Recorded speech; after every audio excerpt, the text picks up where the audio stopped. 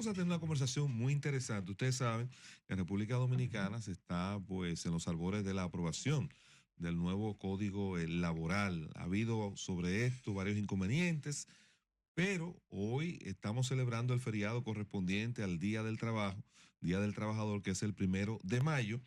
Y nos acompaña por acá don Gabriel de Río Doñez, secretario general de la Confederación Autónoma Sindical Clasista. Con él vamos a conversar sobre el código laboral, las preocupaciones, temores, oportunidades que puede tener entre otros temas. Don Gabriel, gracias por acompañarnos esta tarde.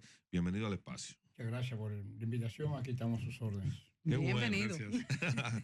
Don Gabriel, queremos iniciar esta conversación a propósito de cuáles son las preocupaciones que usted, ¿verdad?, como dirigente sindical, mantiene sobre la aprobación del Código Laboral en República Dominicana. Hay algunos que entienden que lo que tiene paralizado la evolución o la aprobación del código sigue siendo los derechos adquiridos como la cesantía, otros entienden que no, que hay otros elementos como es la adecuación al nuevo esquema laboral, el teletrabajo, entre otras cosas. ¿Qué visión tiene usted sobre ese particular? Bien, muchas gracias una vez más por la invitación a este interesante programa de la Super 7.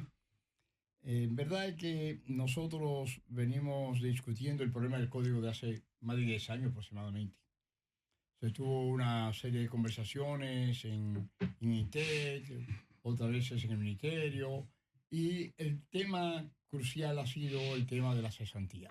Ese ha sido el tema que ha permitido durante tanto tiempo no llegar a acuerdo. Finalmente, el año pasado llegamos a un acuerdo, las tres partes, los trabajadores, el gobierno y los empresarios, con respecto al código. Llegamos a un acuerdo interesante y para nosotros el aspecto más importante fue mantener la cesantía. Ese fue el acuerdo fundamental para nosotros. Amén de la inteligencia artificial, el teletrabajo y algunos aspectos que se dieron, pero lo fundamental fue porque no hay grandes reformas en el Código de Trabajo, no hay grandes reformas. Se incluyó el teletrabajo, el trabajo de la doméstica, algunos puntos de la doméstica, pero no hay de fondo. El problema de fondo es el problema cesantía. El sector empleador finalmente, después de muchas discusiones, admitió, estuvo de acuerdo, dejar la cesantía tal como está, no tocarla. Pero eso fue el Congreso, el presidente, como ustedes conocen, una de sus tardes, de su lunes, lo sometió al Congreso Nacional, tal como se acordó. O sea, tal como acordamos las tres partes. El tal como se acordó es sin tocar la cesantía. Sin tocar la cesantía. Okay. O sea, mantener la cesantía tal como está. Eso fue un acuerdo importante que se realizó con la presencia del ministro de Trabajo, Luis Decán, y el presidente también apoyó mantener la cesantía, porque fue un acuerdo de las tres partes. Bueno, se somete al Congreso. Ahora en el Congreso hay nuevas evoluciones, nuevas ideas. El sector empleador dijo sí, pero no, no, pero sí, estamos de acuerdo, pero ahora queremos que se hagan otros acuerdos de modificación en el Congreso y aspira a que se cambien, que ya hay un tope hasta 6 años, la cesantía un tope hasta 6 años, también aspira a que no se pase de 250,000 pesos en cuanto al monto. O sea que eso lo ha llevado de nuevo al Congreso los mismos temas que discutimos anteriormente en la forma tripartito. En ese diálogo ellos llevaron esas ideas y acordamos no tocarlo. Pero ahora, en el Congreso Nacional, como el Congreso Nacional tiene la autoridad para hacer las leyes y hacer los cambios, ellos ven una oportunidad de que los congresistas puedan cambiar lo que se hizo de acuerdo. Lo del Congreso que usted acaba de decir, don Gabriel, y bienvenido al espacio, es que el sector empresarial está ejerciendo presión sobre el Congreso Nacional, sobre los congresistas. ¿Usted cree que eso es una idea fundamentada dentro del mismo congresista? No, es el sector empleador que está presionando, y está presionando porque ellos llevaron sus ideas, hay una comisión, ¿verdad?, que dirige el senador de Higüey, hay una comisión que ha oído los distintos... Lulú. Correcto. Y en esa comisión cada uno va a exponer sus ideas, sus inquietudes sobre lo que es el proyecto. Sí. Y el sector empleador ha estado presionando en buena forma, presionando, insistiendo de que hay que cambiar la cesantía, y nosotros decimos, bueno, pero fue un acuerdo que hicimos con el sector empleador. ¿Por qué ese acuerdo tripartito, si nosotros, el movimiento sindical en sentido general, ha acordado de cambiar la metodología, de presiones, sino a base del diálogo, de la concertación, buscar alternativas, porque ustedes dirán, bueno, pero el movimiento sindical ya no hace huelga, ya no hace protesta. Bueno, se han hecho protestas y huelgas locales, pero a nivel nacional, el movimiento sindical desde el 90 no hace una huelga. Pero, don Gabriel, no se puede ser tan ingenuo en esta democracia tan particular, porque puede aparecer en cualquier momento, como ha pasado con muchas leyes, que aparezca un diputado o un congresista, diputado o senador, y presente un anteproyecto de ley con los cambios que usted ha dicho que está manejando el sector empleador. Entonces, no nos extrañemos que pase en cualquier momento y se presente eso. Entonces, tengamos que discutir sobre algo que aparentemente estaba en estado neutral, en estado muerto, cuando hay una presión real del sector empresarial a través del mismo Congreso. Eso es así, ¿no? Nosotros no se hagan ilusiones. No hagamos ninguna ilusión. Lo que estamos diciendo es que es un acuerdo que se hizo y que se cumpla.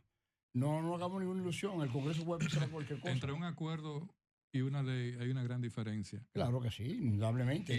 Normalmente en el Congreso aparecen proyectos de ley que nadie conoce. Así es, y que lo firma alguien que no fue el que lo hizo. Así es, eso estamos totalmente de acuerdo. El Congreso puede pasar cualquier cosa. Gabriel. No solamente puede pasar la propuesta que tienen los empleadores, la contrapropuesta, sino cualquier otra.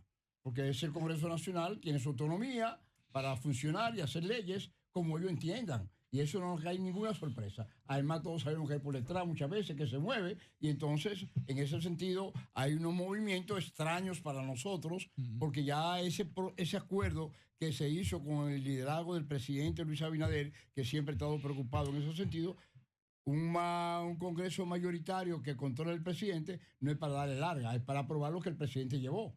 Sin embargo, todo es posible en el Congreso. ¿Se hizo dentro del CES o fuera del CES ese pacto de caballeros? No, eso lo sometió el presidente. Y se llevó al Ministerio de Trabajo, me imagino, ¿verdad? Sí, no, el Ministerio de Trabajo se discutió. O sea, fue una discusión amplia de varias sesiones. Varias sesiones, duramos más de un año discutiendo sobre el Código de Trabajo. Más de un año. Luego que terminamos y concluimos, el acuerdo que se hizo se llevó al presidente de la República. El presidente de la República lo consensuó con el apoyo de Luis Miguel. Y sencillamente el presidente lo sometió en una de sus lunes, lo sometió al Congreso Nacional. El cambio de ministro, por ejemplo, porque tenemos ahora al doctor Eddie Olivares al frente del Ministerio de Trabajo, él ha planteado que está garantizado, que la demanda de los trabajadores, que no se va a tocar la cesantía. ¿Han conversado ustedes de manera particular con él? Sí, hemos conversado con él. Es bueno que resaltar que Olivares es un gran amigo del movimiento sindical. Fue afiliado en alguna ocasión a la Confederación Autónoma Sindical Clasista CAS cuando él estaba en el sindicato de los trabajadores de telecomunicación, que teníamos un sindicato, una asociación, y él era parte de esa directiva y fue afiliado a nuestra confederación. Es un gran amigo del movimiento sindical. Nadie puede negar esto. Tiene una trayectoria histórica, indudablemente muy interesante. Pero indudablemente que el problema fundamentalmente no es Luis Miguel, no es el ministro actual, no es el presidente, es el Congreso. El problema ahora es el Congreso. Pero ese Congreso se expresa la voluntad del presidente y eso es lo que hemos visto hasta ahora. No lo está expresando. Porque yo digo, con el liderazgo del presidente, con el control que tiene el presidente, entre comillas, del Congreso Nacional. No, quítale la comilla. Quítale entre comillas porque los congresistas son autónomos. El Congreso es autónomo. El presidente puede determinar, hágase esto, y ellos entienden otras cosas, porque tienen autonomía de funcionamiento. Y eso tenemos que admitir que el Congreso Nacional tiene un aspecto de especificidad de determinar leyes, de hacer leyes, no necesariamente en contra del presidente o a favor del presidente, sino lo que convenga al país. Y ellos tienen esa autonomía. Y el presidente tiene poder, como presidente, controla el Congreso, pero el Congreso tiene... Don Gabriel, hay un tema, o sea, se ha dicho muchas veces, pero mientras los empresarios lo intenten hay que seguirlo repitiendo. ¿Por qué es que ustedes están en contra de que se retire lo que es la cesantía? O sea, ustedes en algún momento determinado dentro de la discusión no han planteado algunos caminos por el que se pueda guiar el empleado. Sí, ha hablado varias ocasiones, se ha hablado de crear especie de un fondo de cesantía. Exacto. Un fondo de cesantía que nosotros como confederación nunca estuvimos en contra de un fondo de cesantía, porque a nosotros lo que le interesa es que el trabajador, al terminar sus trabajos, se le dé su cesantía, sea a través de un fondo, sea a través de una estructura especial, no nos interesa cuál fórmula sea. Lo interesante es que el trabajador, cuando termina sus labores, ¿qué tiene el trabajador? ¿Qué ahorro tiene el trabajador? Salario que no le da para vivir con dignidad, condiciones económicas que no tiene para vivir decentemente, porque esa es la realidad, a pesar de todo el esfuerzo que tenemos que reconocer que ha hecho nuestro presidente Luis Abinader con respecto a mejorar los salarios. Cuando el empleador decía un 10%, un 12%, el presidente dijo, no, hay que llevarlo un 20%. O sea, ha tenido una intervención positiva el presidente. Pero a pesar de toda esta situación del presidente, nosotros tenemos que reconocer que hoy día la mayoría de los salarios, más del 70% de los asalariados, ganan menos de 30,000 pesos. Es una realidad tremenda. Don Gabriel, hay un aspecto, cuando se habla de la cesantía, se habla de manera general, pero en algún momento, cuando se ha abordado ese tema, ustedes han recibido una propuesta de manera específica con respecto a, uno, los trabajadores medios hacia abajo, los ejecutivos que están en las empresas, porque a veces uno no sabe si si esta decisión de los empresarios no es quizá pensando en el trabajador como tal, sino una cantidad de ejecutivos que tienen en sus empresas con salarios altos que a la hora posiblemente de su salida tienen un pasivo laboral importante. ¿Está mezclado eso? ¿Se ha hablado de manera... Ellos hablan de los dos aspectos. Okay. Ellos hablan, una, reducir en el tiempo. Dos, reducir en el monto. El monto tiene que ver con esos grupos medios de empresarios, de representantes sí. de los empresarios que tienen salarios muy altos. Indudablemente, yo reconozco que en muchos casos, yo conozco un amigo que tenía que darle, un amigo empresario que tenía que darle 5 millones de pesos de cesantía a un empleador. Le digo, no, quédate ahí, tranquilamente quédate ahí.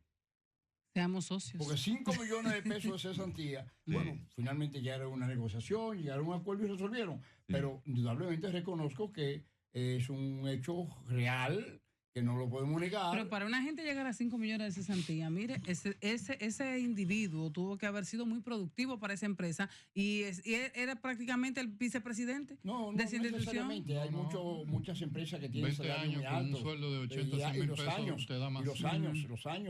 Los años, por un lado, 25, 30 años de trabajo y con un salario de 300,000, 400,000 pesos mensuales. Eso tiene que ser un ejecutivo. Más de 5 millones. ¿Y quién cobra aquí 300? Hay una cosa.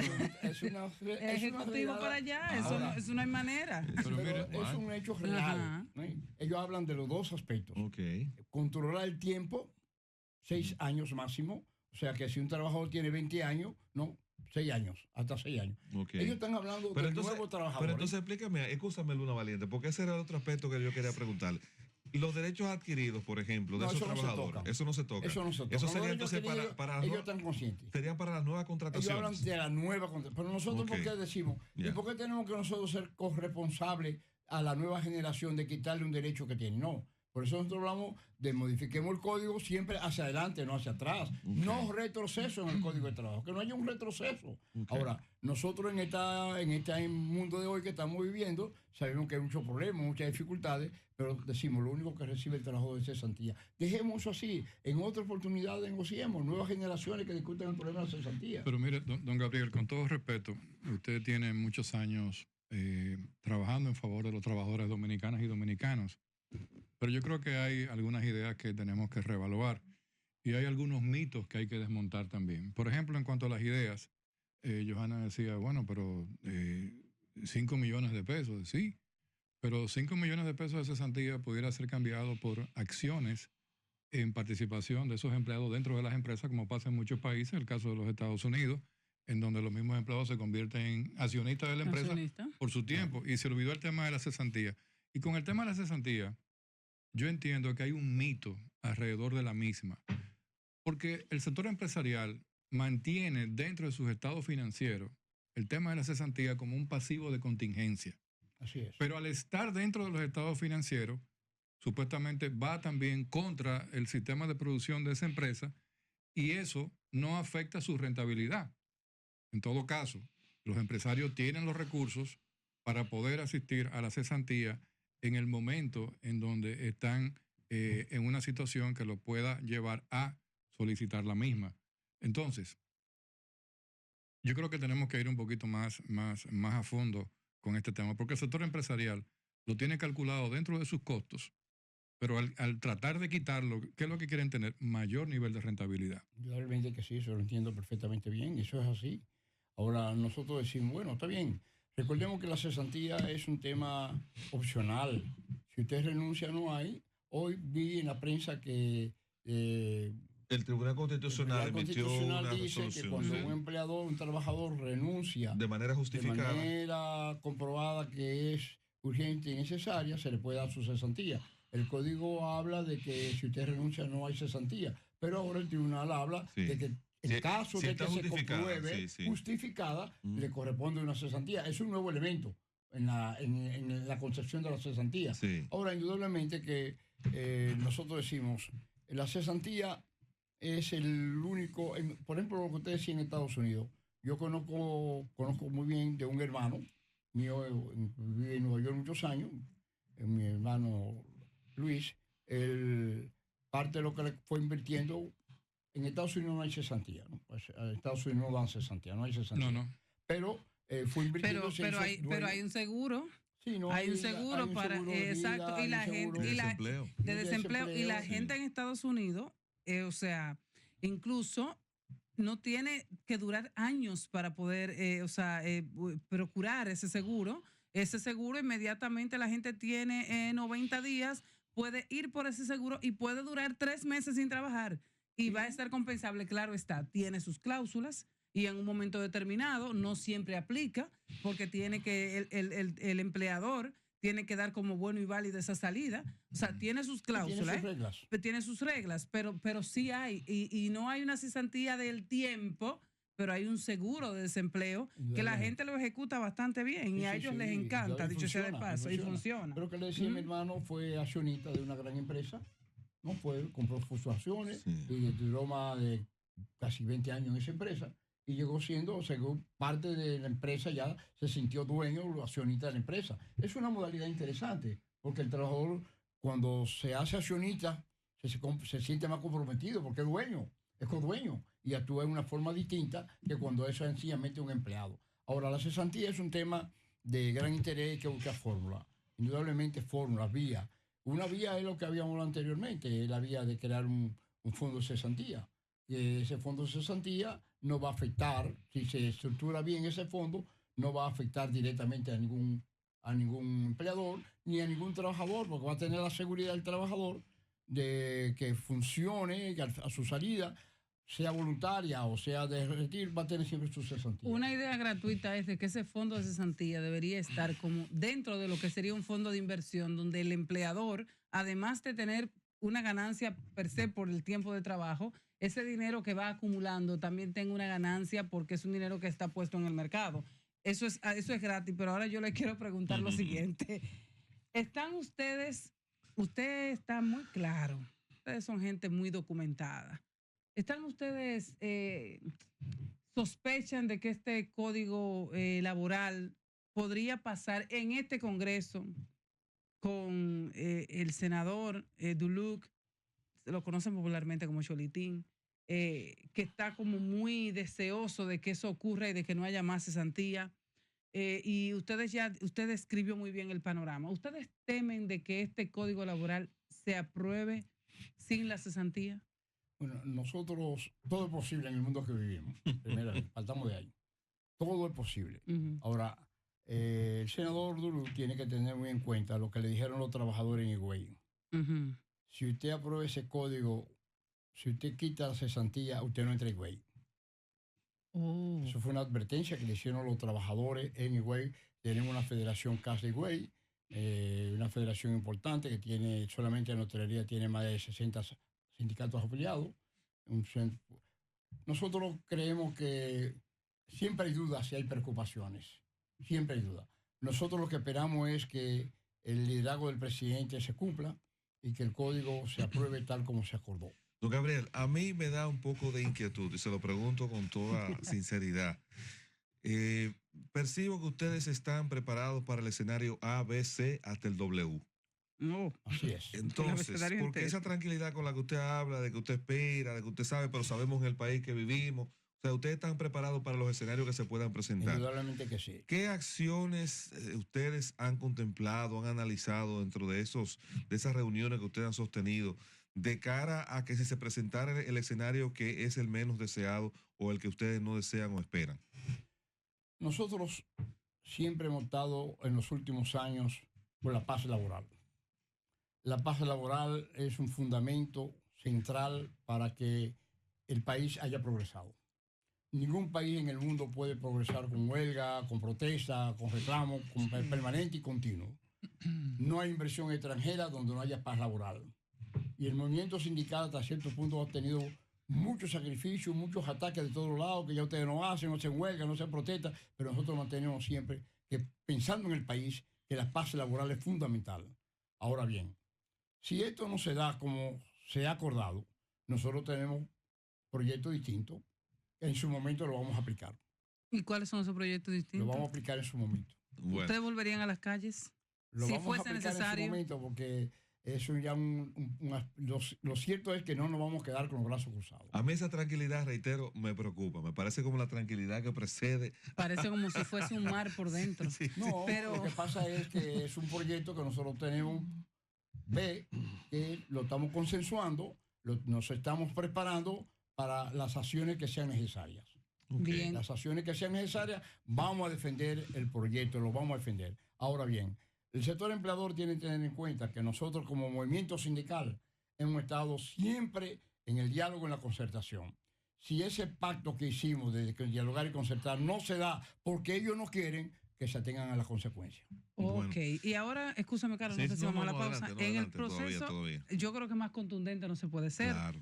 Pero a mí me gustaría también, estamos hoy en el feriado del trabajo, más no en el Día del Trabajo, que ya pasó. Pero hay una realidad. Aquí hace poco, incluso casi hace una quincena, un mes, han entrado en vigencia los aumentos de salario. Pero igual como entra en vigencia el aumento salarial, asimismo también vemos los reportes del Banco Central, vemos la clasificación de la canasta básica familiar y vemos también que para que un dominicano o una dominicana pueda cubrir la canasta básica familiar, necesita alrededor de 42 o 45 mil pesos. O sea, quiero la evaluación suya con relación a la evolución del salario en la República Dominicana, pero a la realidad del mundo de hoy. ¿Y cuáles serían esas alternativas que podrían tener los dominicanos que de una manera u otra ven el país con el optimismo, pero lamentablemente en materia de salario seguimos quedando muy corto y muy atrás de poder conseguir esos objetivos de manera individual? Indudablemente que aquí hay una situación muy compleja, muy difícil. La economía dominicana está preparada para que el sector empleador gane y gane más dinero, no para proteger al trabajador, en sentido general. ¿Cómo es posible que tengamos el Banco Central nos dice que para vivir una persona decente necesita 42.000, 43.000 pesos? ¿Cómo es posible que el salario mínimo mayor no llegue a 30.000? Así es. Dice, ¿cómo es posible? ¿Con qué Pero come? todavía más, algo más. El presidente Luis Abinader ha estado muy preocupado por el salario. Nosotros lo agradecemos, el 20%, ahora con el sector que tiene que ver con zona franca. Pero un 12% a partir del 1 de abril y el 8% a partir del 8 de porque febrero eso es un del 25. problema, ese otro aspecto. Pero el 20% que se ha dividido, pero es el 20%. Ahora, el sector de zona franca del 20 al 25, se habla del sector hotelería que todavía no se ha discutido un 30%, ya se mejoró el salario de la muchacha de casa de familia, un 13%, que no es significativo, pero bueno, es un 3%, un 13%, No, ya se 3%. llevó a un mínimo de 13.000 pesos. De 13.000 pesos. La mayoría de las personas ganan más de eso, pero de todo modo es algo que avanzamos. Pero uno dice, bueno, señor presidente, con mayor respeto, todo eso está muy bien. ¿Qué vamos a hacer con los salarios públicos? El salario público gana 10.000 pesos salario mínimo. Nosotros solo lo hemos planteado al presidente en varias ocasiones. El sector, por ejemplo, en el sector salud, se le ha mejorado a todo el mundo en el sector salud, a excepción de los trabajadores administrativos. Estamos en los camilleros, estamos hablando de la secretaria, estamos hablando del que cocina, del que limpia. Ese sector olvidado ahí dentro, tiene un salario mínimo de 10.000 pesos en los hospitales. Pero en el sentido global, el sector público, salario mínimo está en 10.000 pesos. Bueno, ¿qué vamos a hacer con salario? Pero no solamente esto, le hemos planteado, señor presidente, las pensiones. ¿Podemos seguir manteniendo pensiones de 10.000 pesos mínimo? ¿Pensiones? No, señor presidente. Entonces, sabemos que el presidente está preocupado por el salario y ha hecho un gran esfuerzo, pero hay que reflexionar y pensar sobre eso. Por ello, otro aspecto muy importante. ¿Cuál? Indexación. Cuando nosotros discutimos con el presidente Balaguer en el 1990 la indexación salarial, le planteamos, fue nuestra central la que le planteó que no se pagaran impuestos sobre la renta hasta 3.000 pesos.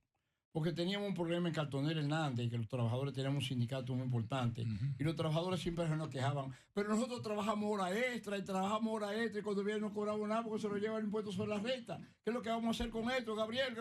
Bueno, entonces le llevamos al presidente, después de esa famosa huelga nacional, que fue la última huelga nacional que se hizo. Presidente, nosotros solicitamos entre los puntos de discusión que el salario hasta 3.000 pesos no se pague impuestos sobre la renta. Después de mucha discusión, el presidente de Balaguer aceptó. Y a partir de ahí, la indexación del salario. La indexación del salario va aumentando en función del costo de la inflación. Claro. Hoy, hace 7 años aproximadamente, el gobierno pasado de 7 años atrás cortó y la paró en 34.300. Ese fue un gran aporte de Magín Díaz. Pero, óigame, señor, ¿y cómo es posible eso? Está violando la ley. Hoy día los trabajadores están sobre 50 y tantos mil pesos. Sí. Para ese grupo de trabajadores que gana entre 30 y 54 mil, es muy beneficioso que se aplique la indexación. Claro. Y que es un aumento de salario indirecto. Entonces, le estamos pidiendo al presidente también que haga su esfuerzo en ese sentido, a través de que, bueno, usted tiene que trabajar duramente, señor presidente, sobre un problema fundamental. ¿Cuál? El problema de la gente que no paga impuestos, de la gente que evita los impuestos. Entonces, es un tema también preocupante para el movimiento sindical. Creemos que se ha disminuido el poder adquisitivo de este sector del trabajador cuando no se ha aplicado la ley de la reforma fundamental en ese aspecto. Don Gabriel, mira, hablando de indexación, me dice el director que tiene la del pendiente, pero la del es de comerciales. Este es el tiempo de Ahora por la Super 7. Ya regresamos.